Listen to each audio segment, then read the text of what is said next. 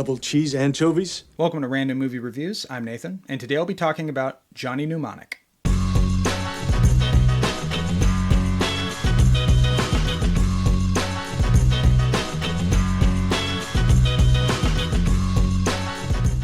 So I am continuing my trend of talking about cyberpunk movies. I started in late December with a movie called Strange Days. Then I ended up talking about both Blade Runner and Blade Runner 2049. And then the last video I did was on The Matrix. And it just seemed like the natural progression would be to talk about this movie, Johnny Mnemonic, because like the movie The Matrix, this is a cyberpunk movie that came out in the 90s that is starring Keanu Reeves. And the Wachowskis, who directed all three of the Matrix movies, have directly named Johnny Mnemonic as being an inspiration for The Matrix. And because I had never seen the movie before, I was interested kind of just based on that fact alone.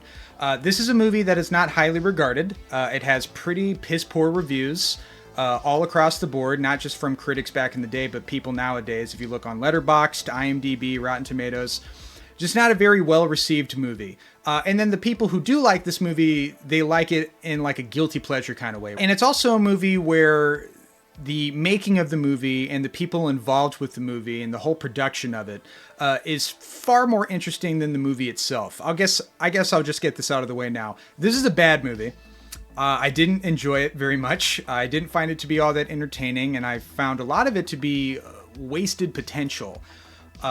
Especially when you hear about the people involved. So the director of this movie, first-time director, is a New York artist by the name of Robert Longo, very highly regarded as an artist. And this was the first movie he made, and it was written by William Gibson. Now, for those who may not be familiar, William Gibson is kind of seen as being the godfather of the cyberpunk genre, and it really started with a book he wrote in 1984 called Neuromancer, and was hugely influential. Still stands as being maybe the most influential science fiction book ever, or at least in the top 5 of all time. And the story of Johnny Mnemonic is based on some material that he'd written prior to it, but the entire production of this movie was just a shit show from beginning to end. I'm not going to get super in depth about it, but for anyone interested, Joe Blow, a great YouTube movie channel, they have a whole video talking about the production of this movie and just how chaotic and messy it got. But to make a long story short, anytime a director is making a first-time studio movie,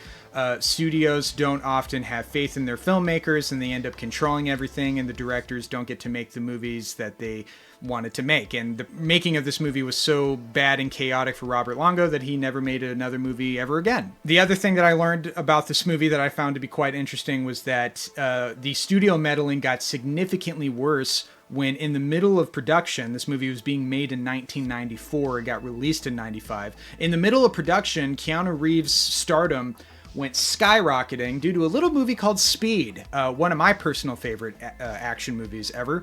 And at the time, the movie was a huge success, both critically and financially. And that was kind of the point where the studio pretty much put their fingers in every aspect of this movie. They made it more of an action movie, which was not the original intent. They forced a happy ending on the movie, which also not the original intent. And it just kind of, this movie was doomed right when that really happened, unfortunately. So I don't blame Robert Longo, and I don't blame William Gibson for how bad this movie is. It's just, it kind of is what it is, and what it is a very cheaply made, hyper cheesy, very bland action movie that has some interesting ideas that never get fully explored to the potential that they probably should have been. But before I get into the specifics, I'll just give a brief overview of the plot. It won't take long to explain. It's pretty straightforward.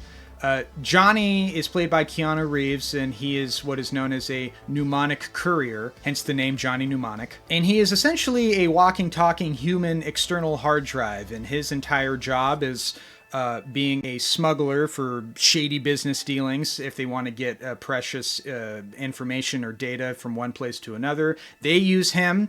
They put the storage in his brain, and in order for him to create enough space in there, he had to get rid of his childhood memories, or they're kind of being held to the side currently, and he's trying to get those back, but we'll talk about that in a minute. So after a deal goes wrong where he is holding too much information in his head that's going to eventually kill him unless he gets the data out of it in time, he ends up being on the run because the Yakuza's after him due to this information that's in his head. And at this point in the story, he doesn't know what's in there that's so valuable as of yet.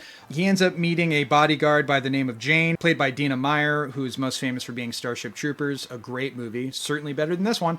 They end up working together in order to help Johnny surviving and get this information out of his head and figure out what this information entails. He also gets help from Ice-T, who is known as J-Bone in this movie. We'll talk about the casting in a minute, because the casting is quite interesting. J-Bone is a freedom fighter looking to take away the power from the big bad corporation of this movie that kind of controls everything by the name of Pharmacom. One of the other allies that Johnny meets up with is a doctor played by Henry Rollins. I couldn't say that without laughing. Henry Rollins sticks out like a sore fucking thumb in this movie. I'm actually a Henry Rollins fan. I'm a big fan of Black Flag.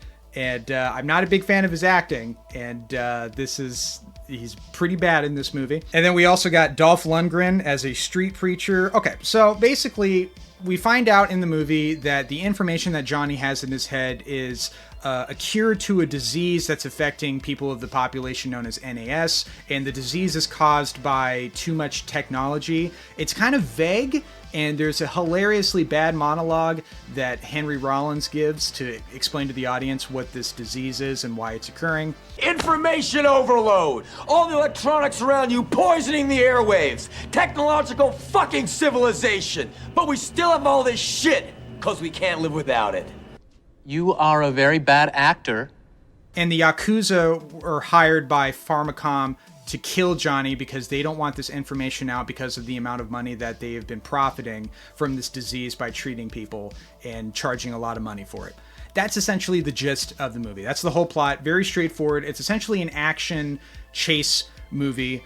And what's so frustrating about this movie is, like I said, it has interesting ideas. You know, ideas revolving around memories and ideas involving around us being hopelessly addicted or reliant upon technology. Ideas revolving around authoritarianism and the dangers of corporations having too much power over its consumers and things like that. All very, very much at the core of cyberpunk. I mean, what I love about the cyberpunk genre, what attracts me to it, is twofold. Firstly, I love the aesthetic of cyberpunk movies. I love kind of the post-apocalyptic, hyper-technologically advanced societies. I love the dark aspect of it. I love kind of the isolation factor. And there's also something that I find oddly cozy about it. I know it sounds strange, but like Blade Runner and Blade Runner 2049 are movies that I would almost consider to be personal comfort movies of mine. I just find something very intimate and relatable to those movies, that it brings a kind of a comfort to me. I think it's the isolation that I relate to, especially in those two movies specifically. So I love the aesthetic. I love the vibe of cyberpunk. I love ambient synth music, so that goes right into that as well. But the other aspect that I love about cyberpunk is the themes that cyberpunk explores. Themes that are very existential, themes in relation to identity and humanity, answering those big questions that we most likely will never get an answer to in our lifetime anyway. And then I think the punk aspect, cyberpunk, I think the punk part of it comes from the anti-authoritarianism, you know, politicians and corporations exuding their power over the helpless and exploiting that. And, you know, watching this movie, it kind of reminded me of a movie that's not pure cyberpunk, but I would argue is a proto-cyberpunk movie, and that is Escape from New York, a movie that came out 2 years before the first Blade Runner. John Carpenter classic, one of my personal favorite movies, one of my favorite Carpenter movies. I love John Carpenter, and I fucking love Escape from New York especially. I will definitely do an in-depth review on that movie in the future, guaranteed. But that kind of reminded me of Johnny Mnemonic in the sense that we have a protagonist who it's a running clock. He has to accomplish this goal before he dies due to something that's going on in his head, or in the case of Snake Plissken, it's the explosive things that is in his neck that'll blow up his head. But a big theme of both movies is that of anti-authoritarian attitudes that our characters and the people who are suffering in these worlds have against the powers that be.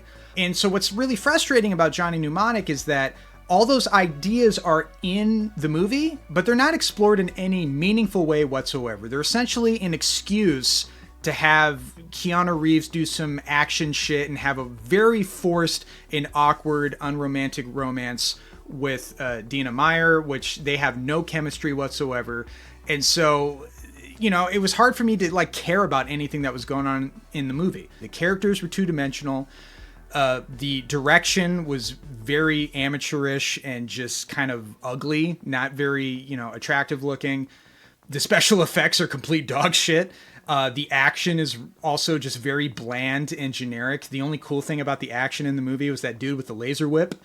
That's kind of badass. Outside of that, you know, I couldn't even enjoy this movie on a so bad it's good level, because even the more entertaining aspects of the movie, like the action sequences, were just not that fun or inspired or interesting. The acting across the board is really bad. Like Keanu Reeves, everybody loves him. I love him. He's just a really lovable guy, and when he's in the right movie, he's great. In Johnny Mnemonic, it is easily one of Keanu Reeves' worst performances. Going out?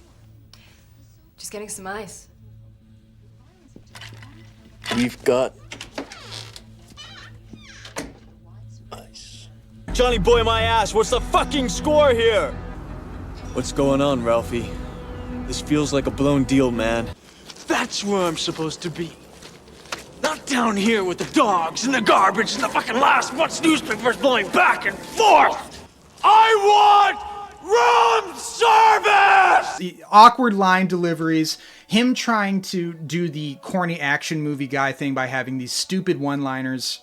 Double cheese anchovies? In this movie, he comes off is very inauthentic with his performance, very amateurish, very just not convincing or compelling. And you know what? That's really not his fault, because the way the script was written and interfered with the studio, and the way the film was directed, I mean, Robert Longo, this was his first movie. He clearly didn't know how to convey the type of performances he wanted to get from his actors. There's probably a lack of communication there, and the fact that the studio was interfering with that as well, I'm sure. So it's not really anybody's fault other than the studios that this movie turned out as poorly as it did. It kind of just is what it is. It's an interesting movie to look back at in retrospect. But the people who defend this movie, I mean, they defend it on two fronts. They either defend it as a so bad it's good movie, which in my opinion it's not. It's too bland to be entertaining on any level.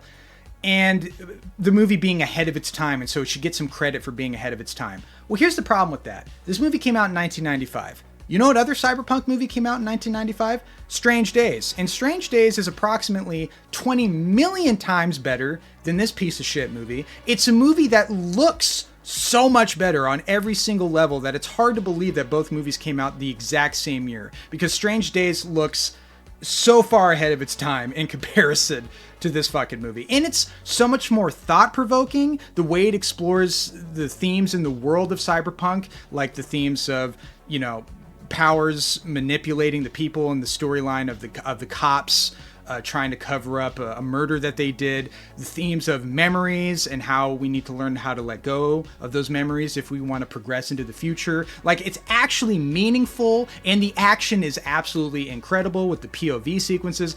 It's like, if you want to watch a cyberpunk movie that was ahead of its time, that came out before The Matrix, watch Strange Days and don't watch this movie. So anyway, that's my thoughts on Johnny Mnemonic. I'd love to hear your guys' thoughts. Have you seen this movie? Have you not? And if you have seen it, what do you think? Do you like it? Do you love it? Do you hate it? Like I kind of do. Mention it in the comments below. And as always, thank you guys for watching.